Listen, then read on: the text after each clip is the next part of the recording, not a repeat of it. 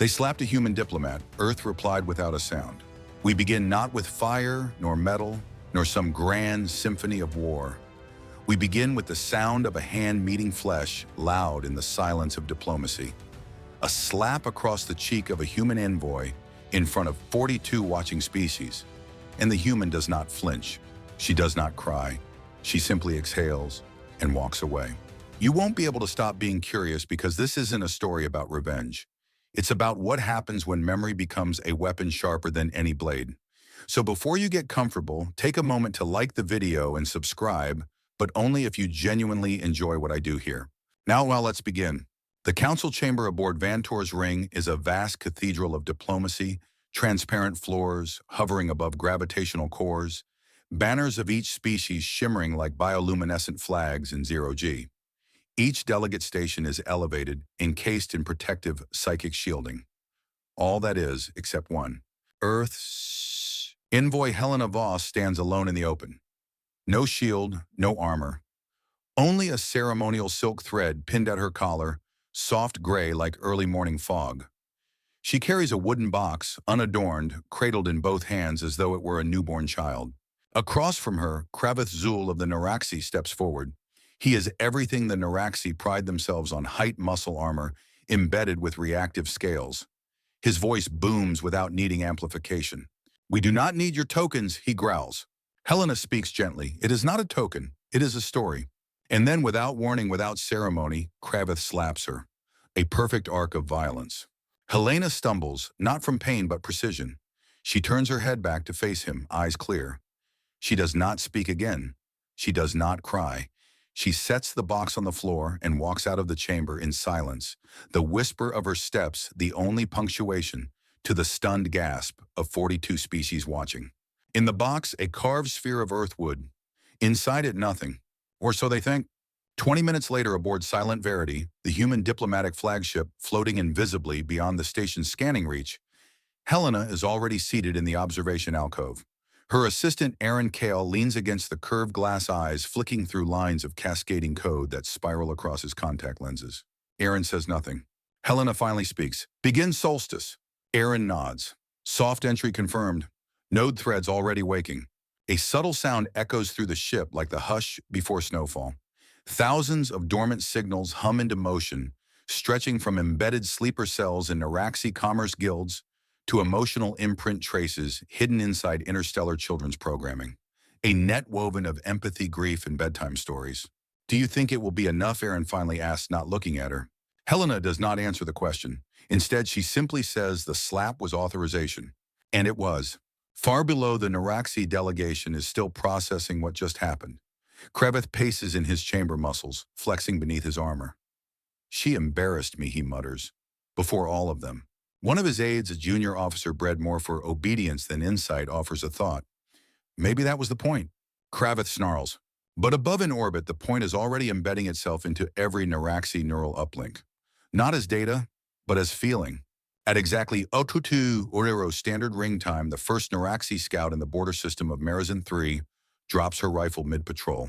She collapses, weeping uncontrollably. Her superior rushes over. What's happening? She looks up, eyes wide. My father died. He died again. I held his hand, but I couldn't say goodbye. He kept asking if I was warm enough. Your father's alive. She sobs harder. Not in the dream. Back aboard the Silent Verity, Aaron quietly logs the response. Phase 1 successful, he murmurs. Helena watches the distant pinpricks of stars beyond the glass. They think we are dangerous because we look soft, she says. Let them learn softness is just pressure spread across a wider surface. Softer things leave deeper impressions. She closes her eyes. Not in triumph, but in preparation. Because the real strike has only just begun. Section 2. The Silent Verity was not a warship. It had no guns, no shields, no flashy hull insignias. If anything, it resembled an ancient monastery, all quiet corridors, hushed-toned doors, and emotion-suppressing lighting that never quite revealed where the walls ended. Inside, its heartbeat was code. Not commands, but rhythms. Rhythms crafted by human engineers to mimic lullabies. The psychological warfare team insisted on it. Violence may break bodies, but stories unmake minds. Aaron Kell walked barefoot through the nerve corridor, humming softly. He always hummed before a major release, not out of habit, but because he wanted the AI to learn his pulse pattern in moments of high tension. The AI liked that. It responded better when it was treated like something that dreamed. Helena Voss sat in the command alcove surrounded by translucent orbs, floating spheres that displayed not data, but curated emotions. Each orb pulsed with color audio fragments of smell and texture, harvested from Earth's collective memory. One pulsed warm, the sound of wind through pine needles. Another, the scent of crayons and peanut butter sandwiches. One flickered with sorrow, a child asking if their dog was coming back. Helena reached into the last one and whispered, "Begin infusion pattern, Echo 7 Cradle." And the AI obeyed. At precisely 0410 Galactic Standard, every Naraxi communications relay lit up with noise, not static music. Soft at first, a woman humming. Not in any known language, but human nonetheless. The kind of tune you didn't know you knew until it made you cry. On a remote mining station in the Darnak Belt, a hardened Naraxi overseer dropped his tool and gripped his chest. "Why does this make me think of rain?" he asked aloud, even though the Naraxi homeworld hadn't seen open sky rain in 2,000 years. In another quadrant, a Naraxi dreadnought's automated targeting system paused and blinked out. "Message received, are you safe?" translated from the metadata of a kindergarten letter home. Aaron's workstation blinked confirmation. The sleeper cells, both biological and digital, were awake. Not agents in the traditional sense. Rather fragments. Bits of encoded empathy. Tiny memory bombs lodged into school books, entertainment feeds, and supply chain programming over the last 11 years. Naraxi had laid the groundwork. Helena had approved it. Aaron had triggered it. "We're not attacking them," Aaron said to no one. "We're reminding them of who they tried to forget." Helena didn't speak, but she nodded. Below, Kraveth Zul sat in his private command room, still seething. The chamber had no windows. The Naraxi didn't believe in the view. Instead, the walls displayed live threat projections, always red, always angry. But something was off. The screens flickered, not to black, to chalkboard green. Words appeared in looping cursive. "This is how you spell grief." He blinked. His interface flickered back to normal. "Status," he barked. His command officer reported all systems stable. Kraveth leaned forward. "Check for sabotage." "Sir." "By whom?" He didn't answer. He couldn't. On the silent Verity, Helena watched as the timeline branched. It always branched. Naraxi systems were built for war, layered in protocols, redundancies, genetic firewalls. But the human attack came not through code, but meaning. That's what made it untraceable. A fleet commander dreaming of grass. A bureaucrat whose voice cracked reading a shipping manifest. A teenage Naraxi recruit who saw a puppet show in the corner of his HUD and sobbed like a child. Aaron turned toward Helena. "We're not just in, we're nested." She let out a breath. "Then start phase 2. Give them fear not of us, but of what they now feel." The AI obeyed. And the second layer of the Solstice protocol unfolded stories. Not propaganda, children's stories. One by one, Naraxi training programs began glitching with clips of an old Earth program, Timmy and the Star Worm. A puppet boy with a cardboard telescope. A worm that granted wishes. Simple tales, yes, but laced with emotion recognition viruses. The kind that built trust, dismantled hierarchy, and inverted loyalty reflexes. The Naraxi didn't know what was happening, only that their soldiers began to act. Strangely, one demanded a hug before boarding a shuttle. Another refused to fire unless the voice in the cloud says it's okay. Back aboard the human ship, a light flickered. Naraxi had connected. He said only 2 words. "They're feeling." Helena closed her eyes. Not from victory, but from the weight of success. "They slapped me," she whispered, "and I gave them a bedtime story." Aaron tilted his head. "You think they'll understand?" Helena gave a sad little smile. "No, but they'll remember. The Naraxi military was bred for resilience. Pain thresholds were part of basic training. Neural suppression implants dulled fear, and shame replaced with cold rationality and reflexive aggression. Soldiers did not weep, officers did not dream, which is why when Sergeant Vrel Lutan collapsed mid-training in Orbit Citadel Theta 9, screaming about the baby who couldn't find her shoes, his unit thought it was a new type of bioweapon. Except he wasn't sick. He was grieving for something he never lived. In the corner of the station's medbay, Lieutenant Yera stood stone still, listening to Vrel babble through sobs about a soft voice calling his name from a playground. There was this box Vrel hiccuped with crayons and Juice. I didn't want to leave it. You've never seen a playground, Yara said, shaken. I know he said, but I miss it anyway. Yara stepped back. She didn't know what terrified her more, the breakdown or the aching sincerity in his voice. She reported it to Command. Command said isolate and purge. They tried, but by then it was everywhere. Across 3-star systems, Naraxi personnel began showing signs of what their culture had no word for: nostalgia. Technicians began humming songs they had no memory of learning. Fleet engineers found sketches of teddy bears and flowers drawn on coolant access panels. Aboard a deep space outpost, an AI governor began reciting bedtime rhymes in iambic pentameter lines from Earth's goodnight constellations, a book never translated, never exported. And yet there it was.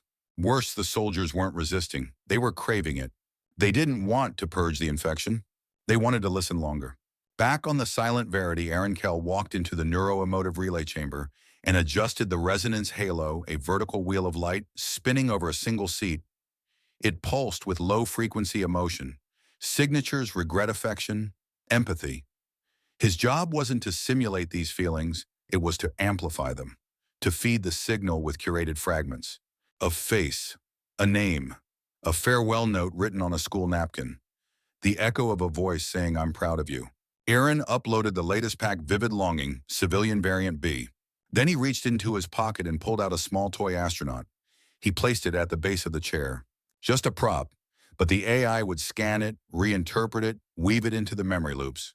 In the control alcove, Helena was reviewing the results. Sector after sector, Naraxi performance metrics had cratered. Units were delayed, logistics tangled, emotional destabilization metrics were peaking. She tapped a button linking with Merrick's Shy. On a grainy feed from a neutral port, Merrick's face appeared. Thin, weary, still chewing a straw like it held secrets. You built this net well, she said.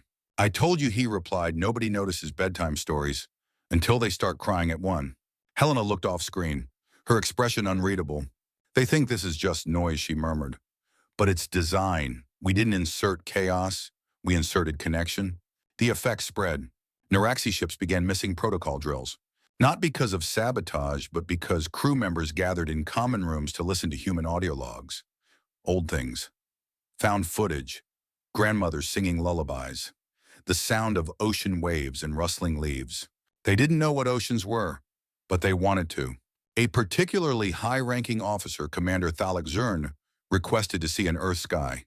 He reportedly cried for 8 minutes. When asked why, he said only, because I now know what I never had. His second-in-command discreetly entered him into emotional rehabilitation, but she too was caught watching human dream logs later that cycle. Kraveth Zul was furious. He stalked the halls of the Naraxi capital dreadnought, watching his empire soften before his eyes. He demanded explanations. None came. One commander suggested electromagnetic sabotage. Another suggested mimetic warfare. The youngest suggested surrender. Kraveth threw him through a wall. I will not kneel to hallucinations, he bellowed. But even as he shouted, he could feel it. The whisper, the flicker in his mind. A warm hand holding his. A name not his. A laugh he couldn't have known echoing through the cold iron of his subconscious. His dreams were no longer his own. Back on Earth, children in classroom projects drew pictures labeled Help for Naraxi Friends. Schools distributed art kits, and memory libraries bright packages sent through diplomatic channels. Each one carried embedded neural frequencies, not to harm but to hold, designed to comfort the most alien minds. A child's crayon scribble of a green monster holding hands with a girl became a viral artifact. The Naraxi didn't know why they cried, but they all did. Aaron Kell watched the sensor graphs light up, emotional spikes where logic once reigned. They're trying to delete us, he said, and all they're doing is uploading more. Helena sat beside him, hand on her temple. They think the war is still coming. He glanced at her. Isn't it? She didn't answer. Instead, she whispered, let's teach them what survival really means. And with that, the next wave began human family memories. Not death, not glory, just ordinary love. By the end of the second day, the Naraxi command grid had lost control of nearly 18% of its forces, not to defection, not to sabotage, but to something far more dangerous. Self-reflection. Sergeant Yenar of the 8th Fleet was last seen curled in his bunk, whispering to a voice in his head, Mom said not to run in the street. The problem, Yenar had never met his mother. He was vat-born, grown in a military cradle tank. And yet, He remembered her. He remembered the warm calluses of her hand, the song she sang when she folded his battle gear, the way she kissed his forehead before he went to first day training.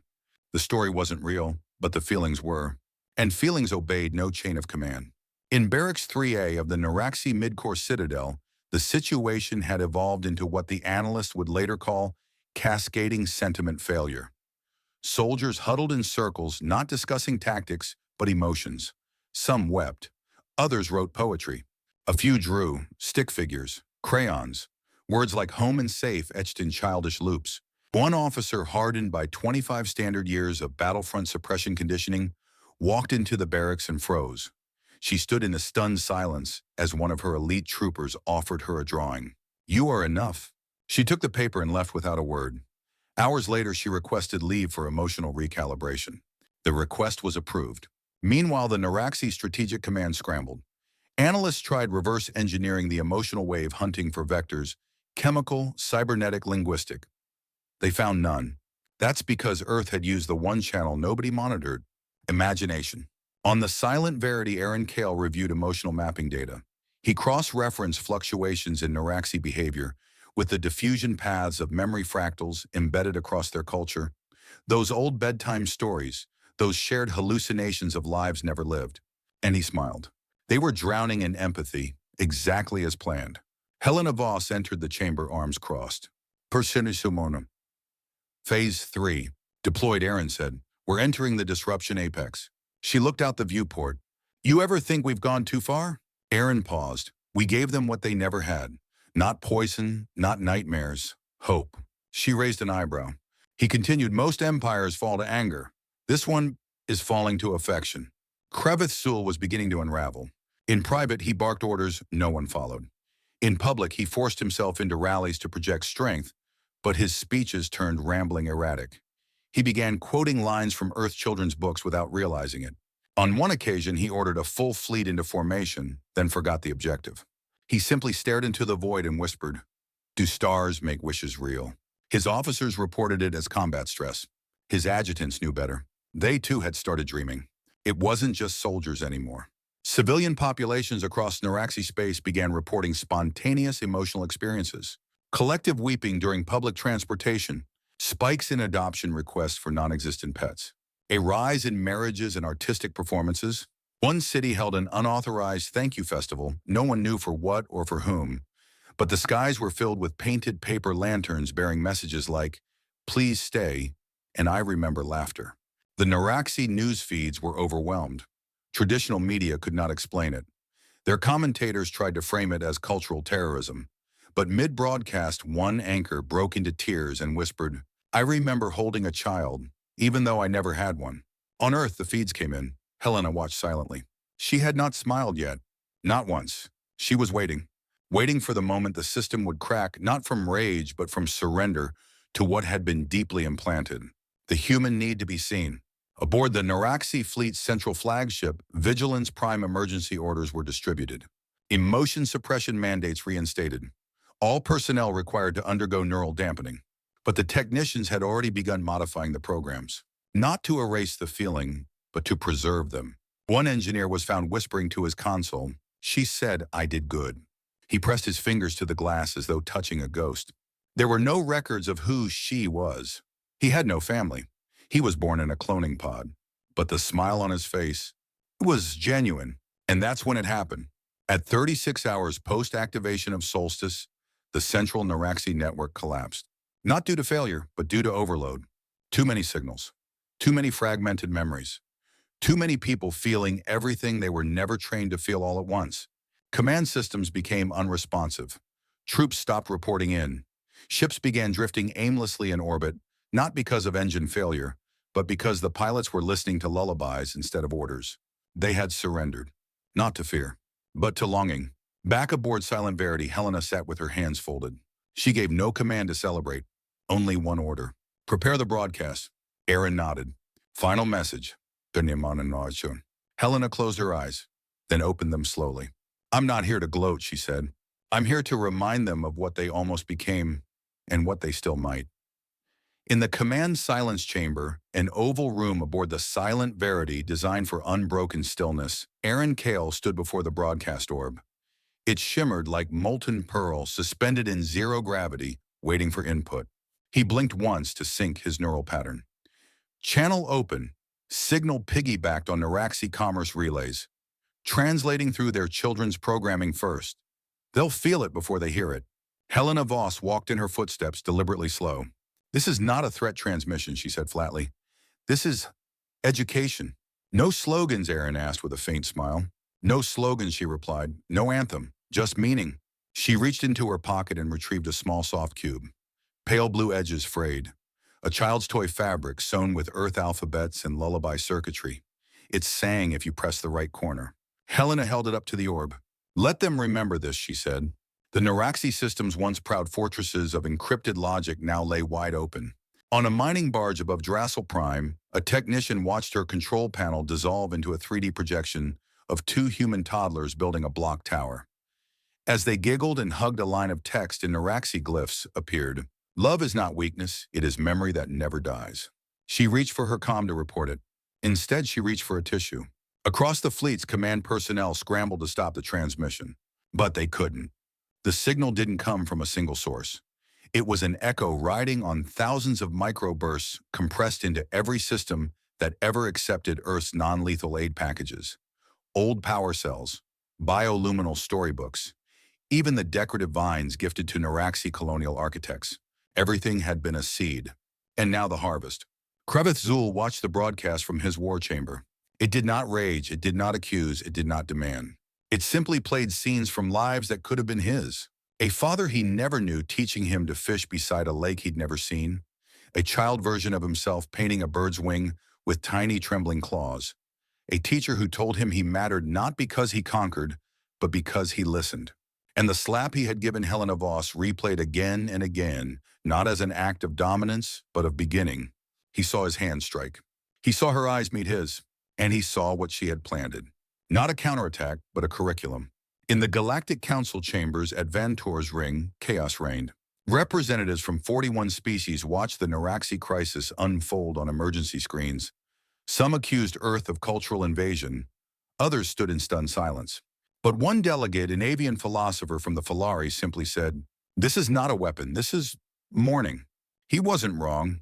Back on Earth, the children watched the signal bounce back home. They didn't understand the politics, but they saw the faces. Naraxi soldiers crying. Naraxi cities holding candlelit vigils. Naraxi children singing human songs in broken syllables. One little girl pointed and whispered, "They look like they're learning." Her teacher smiled. "They are." Inside the resonance archive chamber of the Silent Verity, Aaron finalized the loop. He wasn't transmitting live anymore. The message was embedded now, autonomous, recursive. It would live inside Naraxi culture, self-replicating, triggered by memory and emotion. He tagged the final file Echo Forgiveness. Helena stood alone in the ship's garden bay. It was small, only 4 trees, artificial grass, a single wooden bench. But it smelled like earth, like rain and soil and wild thyme. She sat. A soft chime echoed. It was Naraxi. "Result?" he asked. "They're unraveling." He sighed, not in relief, but in understanding. "You didn't just beat them," he said. "You reprogrammed them." "No," Helena replied. "I showed them what they buried. They're the ones who are choosing now." Merrick paused. "And if they choose vengeance next time?" Helena's voice was softer now. "Then we'll teach again." Kraveth Zul, once supreme commander of the Naraxi front, now stood alone in his quarters. The walls once lined with weapons and campaign banners were empty. In his hand he held a paper, crayon scribbled. A green monster, holding a human hand. He stared at it for a long time. Then he sat down. Not to strategize, not to command, but to listen. The broadcast still echoed quietly in the background. A child's voice, even monsters can be kind. Naraxi had never been the type to take credit. He preferred the shadows between diplomatic channels, the silences between council votes, the forgotten handoffs of data under the table. But this watching an empire of scaled giants fold in on itself over a memory of a toy horse, this was new even for him. He leaned against the railing of a Skyport cafe on Kevron Station, a neutral trade node wrapped in faux atmosphere and artificial clouds. The Naraxi envoy delegation had just canceled their emergency summit appearance again.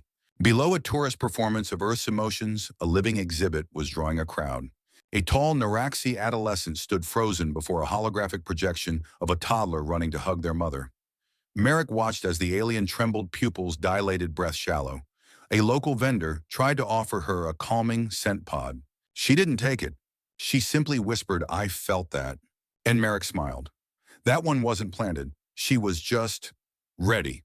Meanwhile, inside a Naraxi orbital academy above Duran 5, a tech-savvy instructor had made the mistake of opening a file called Starfish Philosophy, Grade 2. It was a basic Earth teaching package designed for children. A story about how not every problem has to be solved by winning, how sometimes you can just be there. Within 4 minutes of playing it aloud, 6 cadets dropped their simulation controls to simply listen. One started laughing. Another started crying. A third whispered, "This is dangerous." The instructor tried to shut it down, but the file auto-cloned into the ship's entertainment core. By the next morning, every floor of the academy had its own underground discussion group. Topics ranged from what is love to, if Earth isn't trying to control us, why do we trust them more than our own leaders? The administration scrambled, the students remained. Back on the silent Verity, Aaron Kell walked into the scent mapping room. It was quiet, dark, and filled with jars, each labeled with a sensation rather than a chemical. Rain on skin, warm blanket after nightmare, the scent of old bookstores. He opened one, inhaled deeply, and whispered, "They're going to start asking questions soon." Helena Voss didn't reply immediately.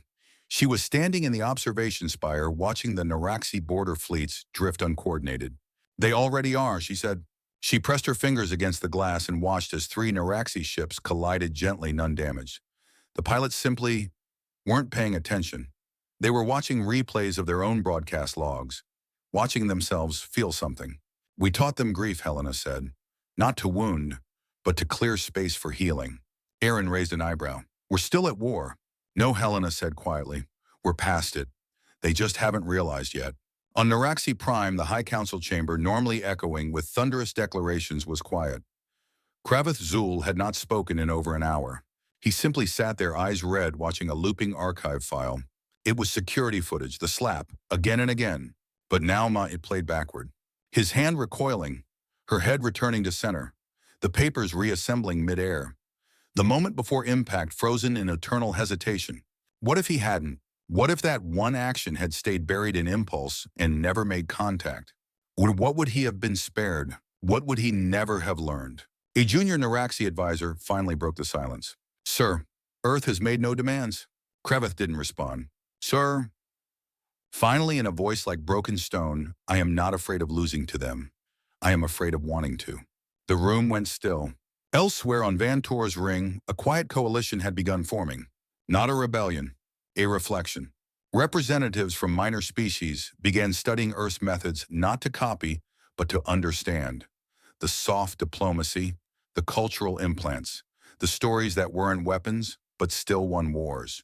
One envoy from the insectoid Kelvians proposed a motion all education materials moving forward must contain cross-species emotional parallels. Another suggested, let us build a museum not of heroes but of first tiers. The motion passed, 39 out of 42. 3 abstained. Merrick Shy received the update midway through slicing open a dried mango. He grinned. "Told you they'd vote for it." Across the comm link, Aaron replied, "You sound disappointed." "I was hoping for 41. Helena, however, remained silent. She had taken to walking the lower decks of the Silent Verity, observing the maintenance crew as they watched Earth memory feeds in their off hours. One of the engineers was watching an old Earth holiday recording. Helena paused to listen. A child was saying grace before a meal. It was simple, soft. "Thank you for the things we didn't know we needed." Helena turned and walked away. Her eyes glistened, but she didn't wipe them. She wanted to remember what it felt like.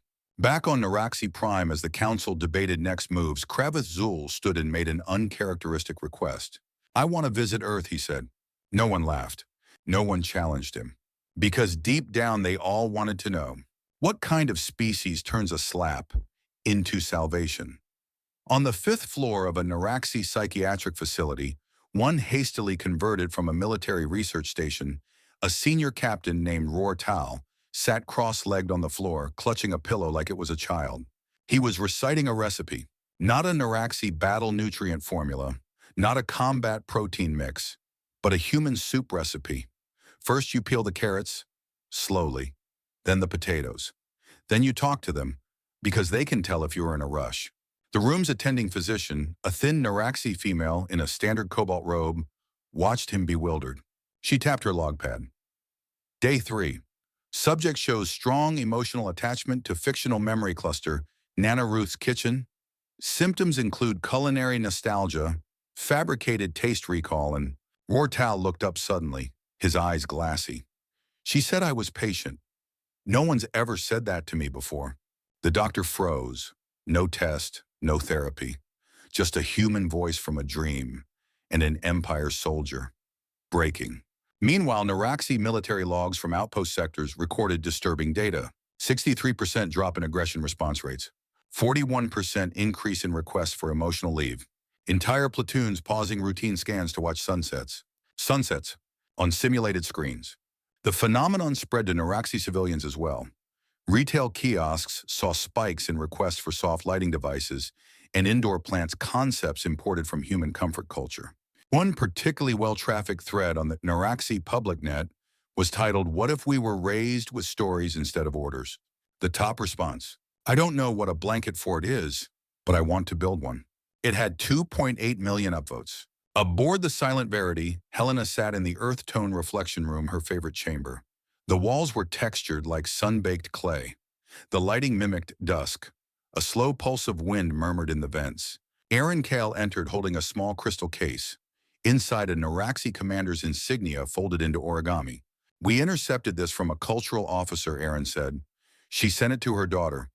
Said she was done serving things she didn't understand." Helena turned it over gently. "Was she reprimanded?" "No, they promoted her." Helena let out a slow breath. "They're realigning. Faster than we expected. That's because no one resists being loved. Not forever." On the far edge of Naraxi space, the crew of the scout vessel, Thrask Dawn, found something no one expected. A mural, painted on the hull of an abandoned freighter docked silently in orbit. No signatures. No origin. It depicted a Naraxi child sleeping beside a human one, both curled in a bed made of stars. Above them, glowing text in soft blue light. "We are what we dream, not what we're told." Kraveth Zul stood before it hours later. He demanded a shuttle to the freighter. No guard. No aid. He hovered before the mural for what felt like days. Then with trembling claws, he removed his command pauldron and left it at the foot of the image. A gesture of surrender, but also reverence. Back on Earth in a modest library in Johannesburg, a group of school children prepared a care package. Hand-drawn cards, MP3 files of bedtime songs, a stuffed raccoon in a red cape. They labeled the box "To Our New Pen Pals." The shipping address, Naraxi Prime Sector 7 Civic Rebuilding Project. In the Silent Verity's core archive, Naraxi filed his final update. Project Solstice, he said to the AI, has exceeded threshold parameters. Psychological reversal deeper than forecast. Civil integration beginning. Recommend permanent resonance loop as safeguard. The AI responded with a single phrase. "Would you like to include a bedtime story?" He blinked, then smiled. "Yes, the one with the giraffe who couldn't whistle." 1 week later, on a restored diplomatic channel, a message from the Naraxi Council arrived. There were no threats, no terms, just a recording. Kraveth Zul's face, and his voice soft, uncertain. "Envoy Voss," he said, "I remember being angry. I remember my hand. I remember your eyes, but now I remember a grandmother singing in a language I don't speak. And somehow I miss her." He paused. Then turn.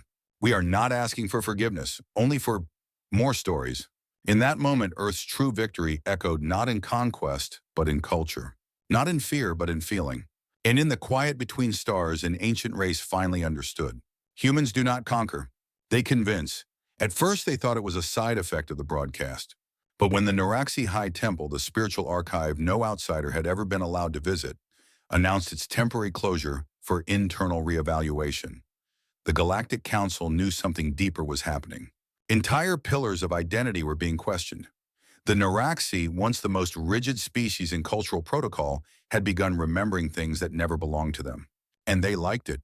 Inside the High Temple, beneath bioreactive vines and polished obsidian domes, Kraveth Zul walked alone. The priests had vacated the chambers. Not out of protest, out of respect. He was not here as a general. Not anymore. He knelt beside the pool of judgments, a liquid memory archive embedded with neural empathic fields. 1,000 generations of Naraxi law, discipline, and tradition pulsed beneath the surface. And then, without protocol or fanfare, he added his own memory. Not a speech, not a battle, but the moment he realized a child's drawing could wound deeper than a plasma blade. A green monster holding a tiny human hand. The pool shimmered. The archive accepted it. Aboard the Silent Verity, Aaron Kale monitored ripple data from Naraxi neural lattice networks. Spikes of collective introspection, increases in spontaneous acts of kindness, declines in centralized authority rituals, a shift toward grassroots, emotion-led leadership clusters, all without a single demand from Earth. He turned to Helena, who was sitting beside the resonance halo again, reading. "What are you looking at?" She held up a letter, a real one, handwritten, ink smudged. "From one of the Naraxi children," she said. "Sent through the trade envoy. She drew me a flower. Said her father told her I was the lady who made the angry people cry good." Aaron smiled. She's not wrong. Elsewhere in the galaxy, tensions began to shift. Not all species appreciated what Earth had done. Some feared it. A meeting among the Seldathi triumvirate, a telepathic aquatic race, was intercepted by Earth's quiet observers. The topic: human emotion vectors as long-term neuroviral risk. In other words, humans were dangerous. Not because of war, but because of what they made others feel. And yet not everyone resisted. From the crust-hugging worm colonies of Fornexus Prime to the logic-obsessed archivists of Rexil Theta, species began requesting Earth's cultural pacification modules. Earth refused. There were no modules, no kits, only stories. "We are not here to overwrite your past," Helena wrote in her response. "We're just offering a mirror. If it scares you, maybe it's time to ask why." In a small listening post buried in the asteroid field of Karen Gap, a Naraxi commander once famed for subduing 5 uprisings sat with her team watching an Earth film called Up. She didn't understand every word, but when the music swelled and the old man said goodbye to the house, she sobbed for the first time in her life. Her second in command handed her a worn-out tissue and said, "We should have been enemies. I'm glad we're not." They toasted with ration packets and cried in a room that had once only echoed with tactical projections. Kraveth Zul made a decision. Not a military one, a personal one. He stepped down from formal leadership, but not into exile. Instead, he founded the Naraxi Center for Emotional Legacy, a place where stories were collected, exchanged, and felt. No censorship, no doctrine, just raw cross-species archives of everything that made people ache, laugh, or tremble. He named the first wing the Voss Collection. Back on Earth, Helena Voss received a notification in her private quarters. She didn't speak for a long time, just stared at the name. Eventually she whispered, "That's not the lesson I taught." Aaron, standing behind her, said, "No, it's the one they learned." Later that evening, in a quiet ceremony without cameras or broadcasts, Helena placed her diplomat badge into the Silent Verity's memory vault. She was done. Not because she'd failed, but because her mission was no longer needed. The galaxy was no longer debating whether Earth was dangerous. It was debating whether Earth was right. On the next cycle summit at Vantor's Ring, something unexpected happened. A new Naraxi envoy stepped forward, young, unsure but clear-eyed. She held no weapon, no shield, just a sphere of earthwood. And when she placed it on the floor and walked away in silence, every delegate stood up, not in protest, not in fear, but in recognition, because they understood the slap was never the beginning of violence. It was the beginning of memory. The Galactic Council had never seen a conflict end without treaties. No surrender documents, no reparations, no war crimes tribunal. Just a quiet shift in language. In the corridors of Vantor's Ring, alien delegates began using new phrases. Emotional contagion gave way to empathetic emergence. Human threat vectors became narrative disruption assets. One particularly cranky Makari senator was caught muttering, "They don't even conquer properly." And yet the numbers were impossible to ignore. The Naraxi, once the most feared martial species in the Outer Rings, had diverted 62% of their military budget toward cultural development. In a single fiscal cycle, no one had asked them to. No one could have. In the shadows of this transformation, underground networks stirred uneasily. The Deverick Syndicate, long opposed to Earth's inclusion in the Council, issued a warning broadcast. Today they rewrite your dreams, tomorrow they'll rewrite your gods. Earth didn't respond, but their stories did. Across the stars, anonymous uploaders shared emotional memory fragments titled things like "The Day I Hugged My Father" and "What I Thought Dying Would Feel Like" and "What It Actually Did." Data packages encoded, not with weapons, but honesty. The files spread faster than the syndicate's propaganda ever could, because fear demands silence. But memory invites sharing. Aboard the Silent Verity, Helena Voss had stopped giving commands. She spent her time in the ship's oldest module, the Quiet Bay. No tech interfaces, no AI links, just a window to the stars, a chair, and a recorder. She spoke softly now, to herself, to no one, to everyone. This wasn't about humiliation, she whispered. It was about invitation, and he accepted. She didn't name Kraveth Zul. She didn't need to. The universe already had. On Naraxi Prime, public celebration of Memory Day, an entirely new cultural holiday marked its first annual observance. Citizens wrote fictional childhood memories and exchanged them in public plazas. Some people cried, some laughed. Many shockingly apologized to total strangers for things they'd never done but could have. The council took notice. More importantly, the people did. Elsewhere in a fringe colony on the icy moon, Traskell 4, a Naraxi poet stood before a crowd of non-Naraxi for the first time in recorded history. She recited, "I once believed the only stories worth hearing were the ones shouted with blades. Then I heard a whisper, and it shook something loose in me. A mother I never had sang me to sleep in a language I don't speak." The crowd did not applaud. They wept. Aaron Kale monitored emotional frequency fluctuations from his console. The map of the galaxy looked less like a network of political borders and more like a shifting heat map of hearts opening. "Where are we now?" he asked the ship's AI. The voice responded, gentle and curious. "Everywhere they remember what it means to feel." He looked toward the observation window and whispered, "So they'll never forget." Helena visited Earth once more, walking through the open-air storytelling garden in what used to be a minor European city park. Children were painting murals. One depicted her tiny and serious standing before a tall reptilian figure. The alien held out a hand and she held a book. No violence, no slap, just a different ending. She stood still for a long time, not correcting them, because perhaps that was the point. The story was theirs now. Meanwhile, in one of the more conservative sectors of the council, a motion was quietly passed. Earth would no longer be classified as a provisional participant species. They were now formally recognized as a cultural stability architect. Only one other species had ever held that title. They were extinct. Earth's ambassador response was blank. No ceremony, no parade, just a short press release. "We have never needed to lead, only to leave the door open long enough for someone to walk through." In a dim chamber of the Silent Verity, the resonance core powered down for the first time in months. No new uploads, no new emotional loops, just quiet. Helena stood beside it. She pressed a hand to its cooling shell and said, "You've done enough, rest now." She meant it. And for the first time, the AI didn't respond. Not because it failed, but because it trusted.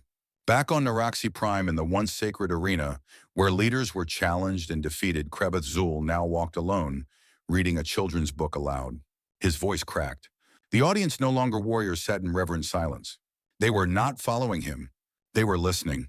And at last it felt like the same thing. They came expecting a demand.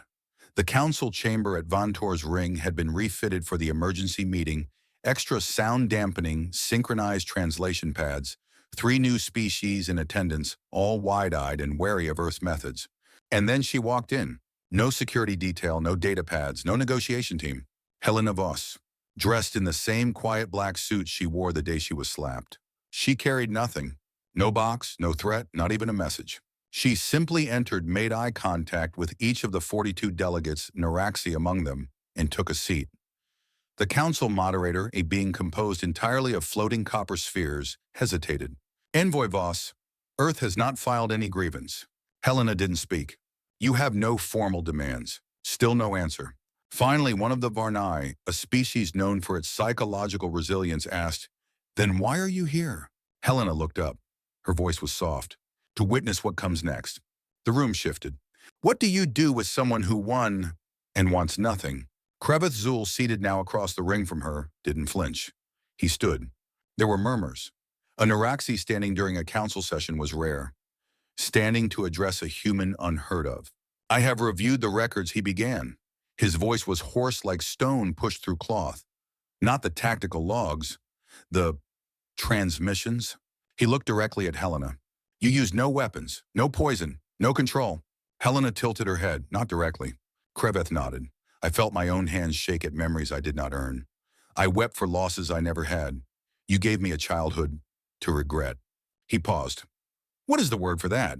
Helena responded after a long beat. Perspective. The silence that followed was heavy. Not awkward, sacred.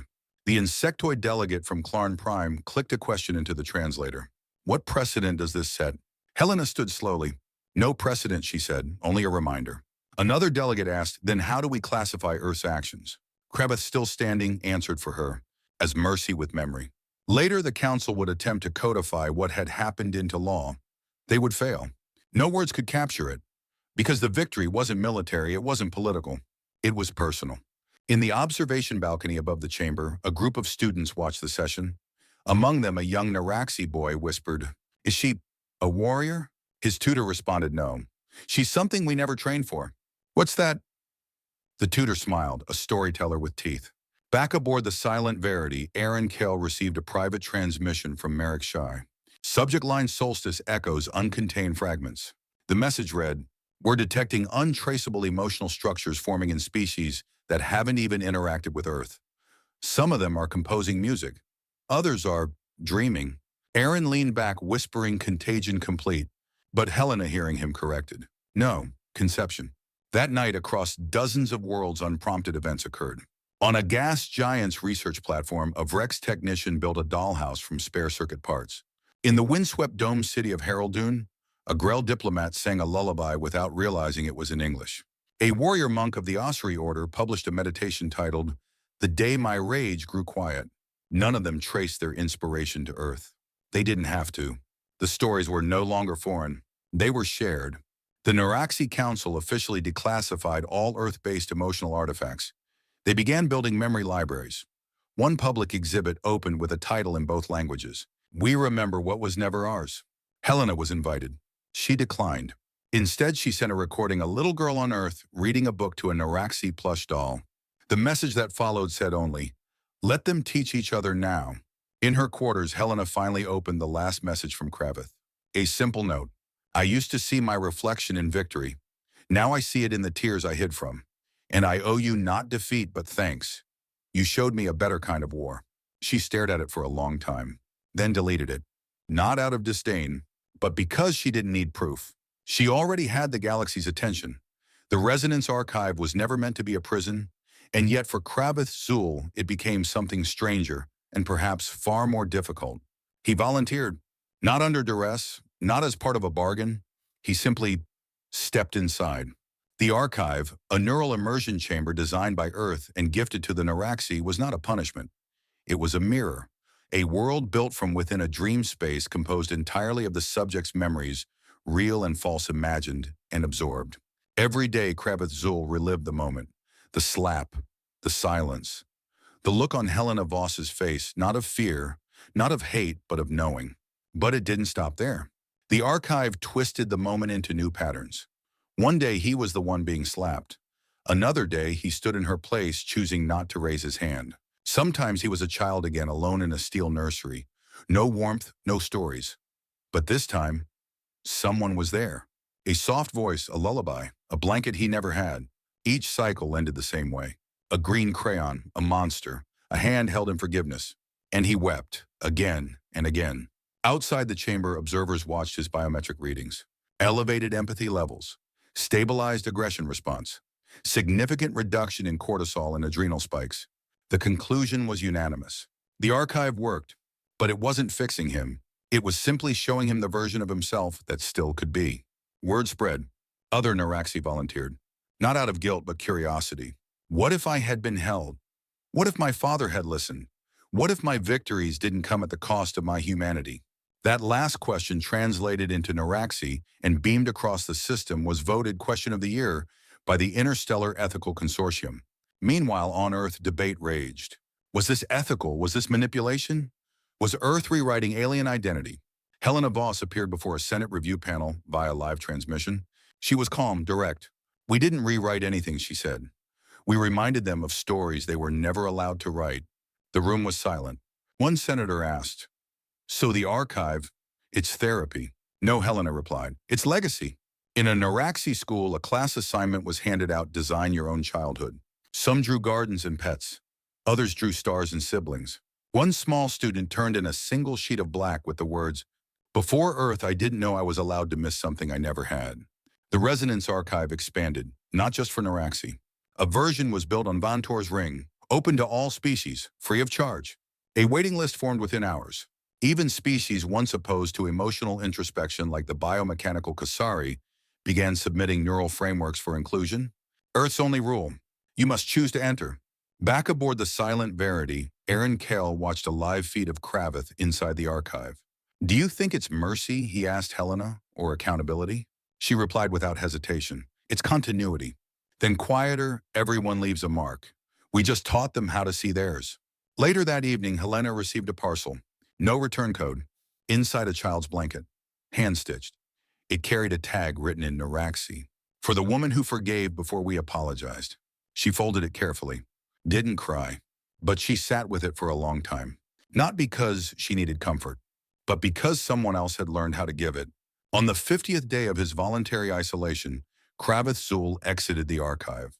He emerged taller somehow, not in body but in stillness. "I am not who I was," he said to the gathered observers. "I am who I could have been. That is enough." He did not resume his title. He did not retake command. Instead, he requested a new role: storyteller in residence. The council approved it without debate. And so every cycle now, Kraveth speaks in open forums. Not about glory, not about conquest, but about kindness that comes late. And why it still counts.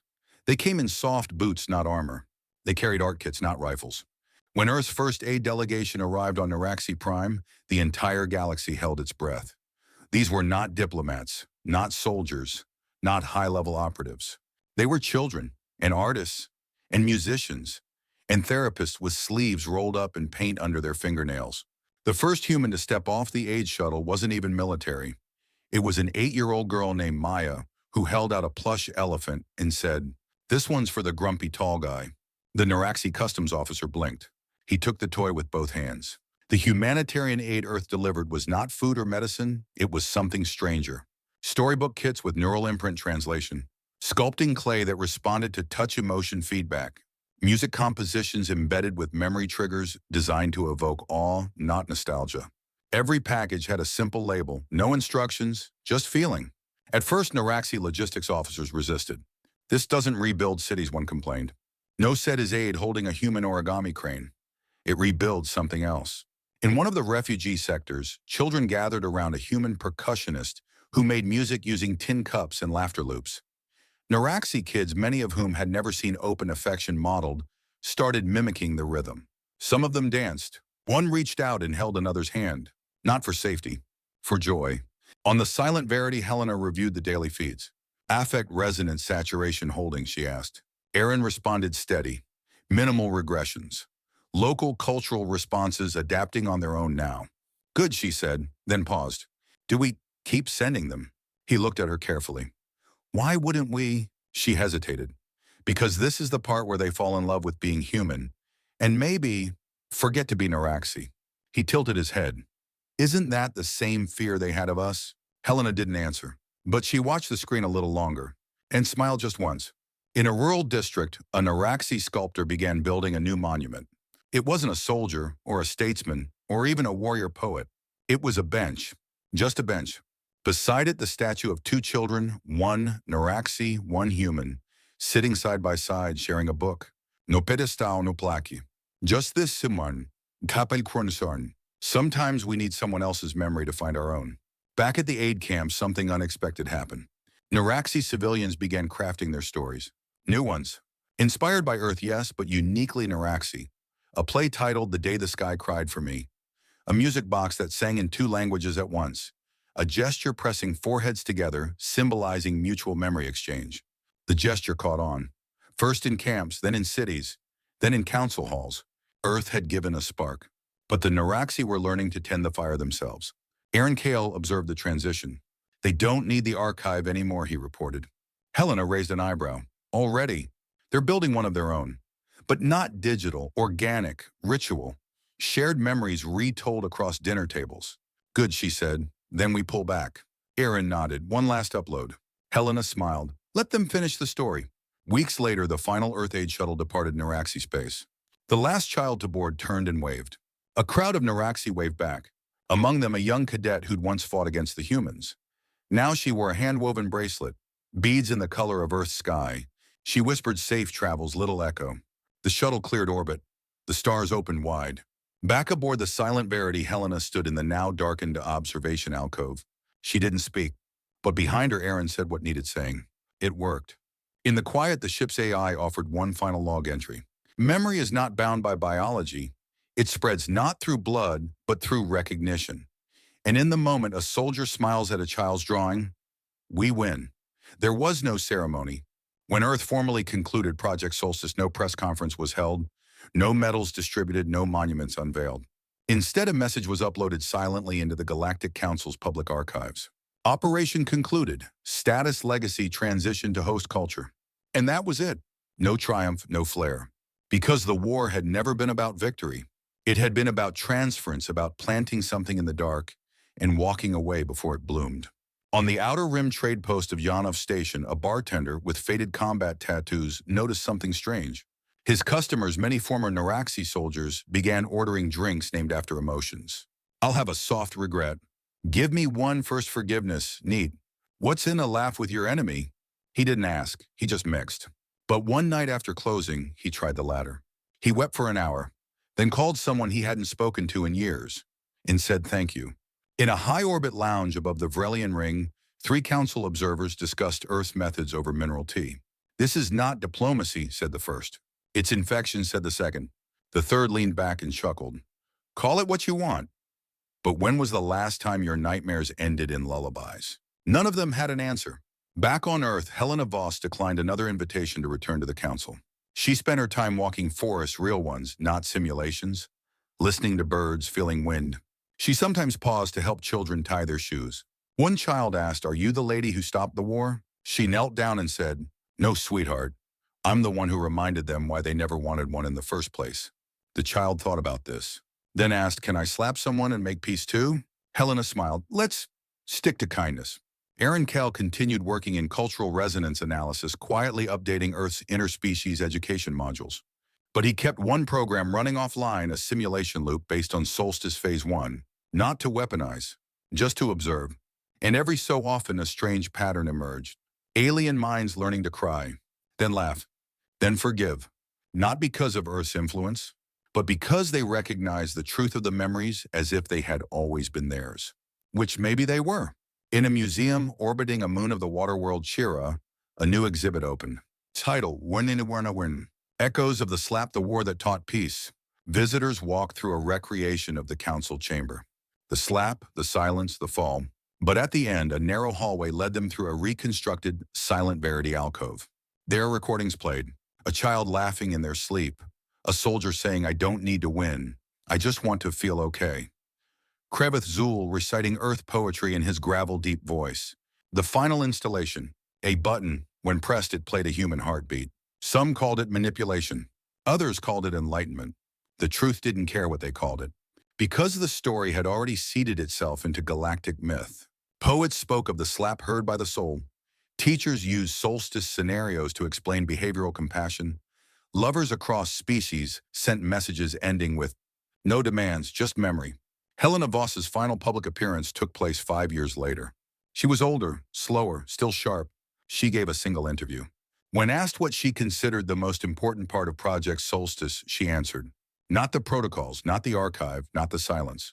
"Then what, Worm?" "The child who gave Kraveth a plush elephant," she said. "Because in that moment she did what no weapon could. She made him want to be different." And when asked if she had any regrets, Helena simply smiled. "I wish someone had done it for us when we were young." Then she stood, shook hands, and walked out into the rain. No guard, no entourage, just a woman who remembered too much and chose to share it anyway. Time passed. Not quickly, not with fanfare, but steadily like water shaping stone. On worlds once choked by regimental silence, now stood community gardens, where Naraxi veterans taught local children how to grow vegetables. Not because they needed food, but because they needed something delicate to care for. In orbit around Naraxi, a Starship Academy added a new mandatory course, memory ethics. Students practiced empathy response simulations. They failed often, but they learned to sit with someone else's sadness, and that the instructor said was enough. One Naraxi painter once known for her war murals exhibited a new series. No battlefields, no victories. Just quiet moments, a hand lingering in midair, an unread letter on a windowsill, a helmet full of flower petals. The collection was titled, What We Almost Forgot to Feel. In the upper layers of the Galactic Council, policy shifted. Not because of votes, because of tone. Speeches grew shorter. Questions replaced accusations. Delegates began asking, what memory are we leaving behind with this decision? Aboard the Silent Verity, now permanently docked in Earth's lunar orbit, Aaron Kale powered down the last Solstice resonance beacon. He logged the file as final transmission, no further corrections required. He paused, then added, they're dreaming without us now, and shut the system off. Helena Voss never returned to the stars, but she didn't fade. Letters came. Packages arrived, gifts from alien children, bark carvings, dream fragments, holographic hugs. One message stood out. From a Naraxi poet, your silence taught louder than our sirens, your stories taught deeper than our scars. You didn't come to conquer. You came to show us that even monsters deserve a lullaby. She pinned it on her window. Didn't cry, but she did hum a little tune that night before bed. On the anniversary of the Slap Naraxi Prime held a vigil, not of mourning, but of gratitude. They called it the day the sky listened. Citizens held candles and told stories, many fictional, some real, all felt. One child asked her grandfather what the war had been like. He responded, we didn't lose. She blinked, but Earth won right. He shook his head. They didn't win. They changed us. There's a difference. She tilted her head. Is that better? He smiled softly. It's forever. And so it was. A conflict ended not with surrender, but with remembering, with laughter in a language no one taught, with tears for things that never happened, but felt like they could have, should have, might still. Earth didn't raise flags over conquered cities. It raised stories inside hearts, stories that took root, stories that wouldn't leave. Years later, when the first interspecies theater opened on the edges of the Oran Belt, the inaugural performance wasn't about war. It was a play titled She Walked Away. The final scene, a tall reptilian figure standing alone holding a paper flower and whispering, teach me another one. And now we drift.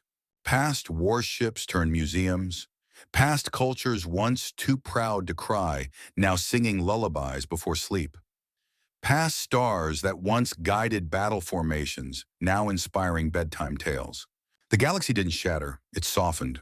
Not into weakness, but into awareness. Because sometimes the deepest mark we leave is the one they didn't expect. Not a scar, not a crater, but a story. Told slowly, repeated often, felt deeply. Earth didn't rewrite history. It offered a second draft, where the monsters weren't slain, but soothed, where the angry ones weren't crushed, but understood, where a single moment of silence echoed louder than a fleet of cannons. And if you listen, really listen, across the stars in languages you'll never speak, you might still hear it. A slap, a pause, and a world choosing to remember better.